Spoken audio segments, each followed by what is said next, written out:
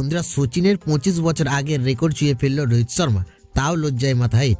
কি এমন রেকর্ডগুলো? বন্ধুরা আপনারা যদি দেখতে চান তাহলে ভিডিওটি লাস্ট অবধি দেখতে হবে, চ্যানেলটিকে সাবস্ক্রাইব করতে হবে, লাইক দিতে হবে এবং নোটিফিকেশন বেল আইকন দাবাতে হবে। বন্ধুরা ভারতীয় দল মেলবোর্ন টেস্টে অস্ট্রেলিয়ার কাছে পরাজিত হওয়া মাত্রই সচিনের রেকর্ড ছুঁয়ে ফেলেন রোহিত শর্মা।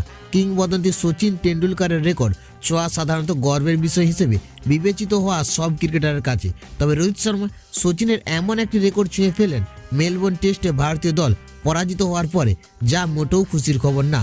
ভারত যদি সিডনি টেস্টে অস্ট্রেলিয়ার কাছে হেরে যায় তবে সচিনকে টপকে লজ্জার রেকর্ড সর্বকালীন সেরা ভারতীয় ক্যাপ্টেনে পরিণত হবেন হিটম্যান। আসলে রোহিত শর্মা সচিনের পাশে বসে পড়েন ক্যাপ্টেন হিসেবে একটি মরশুমে সব থেকে বেশি টেস্ট ম্যাচে পরাজিত হওয়ার নিরিখে।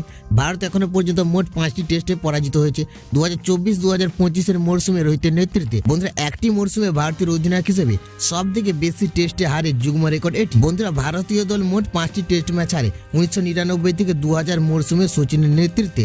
এবার রোহিত শর্মার নেতৃত্বে 2024-25 মরশুমে টিম ইন্ডিয়ার 5টি টেস্ট পরাজিত হয়।